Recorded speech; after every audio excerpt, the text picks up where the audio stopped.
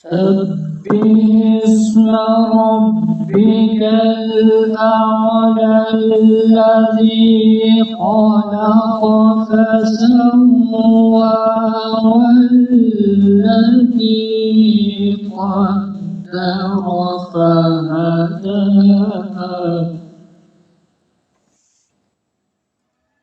والذي أخرج المرعى فجعله غثاء أحوى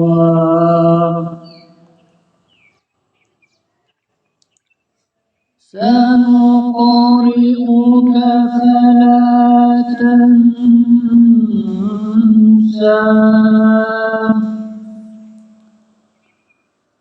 إلا ما شاء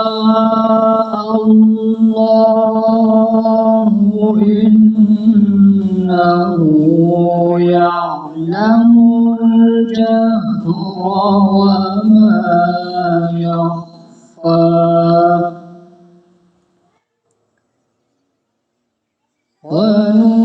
ونيسرك لليسرى فذكر إن نفعت الذكرى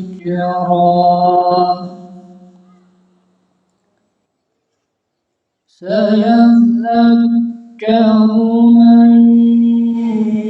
يخشى ويتجنبها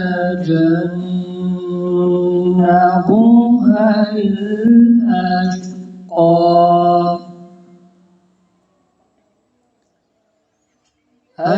الذي يصلى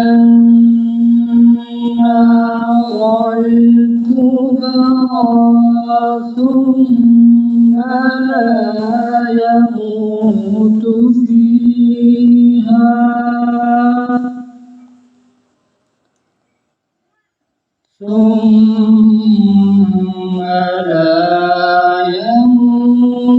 فيها ولا يحيا قد أفلح من تزكى وذكر اسم ربه فصلى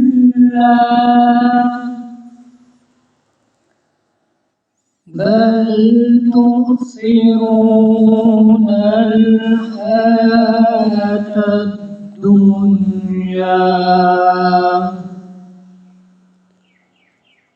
والآخرة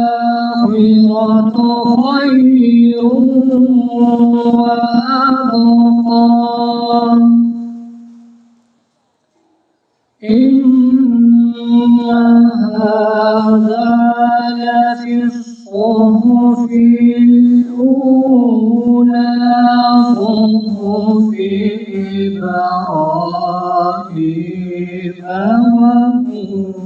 وموسى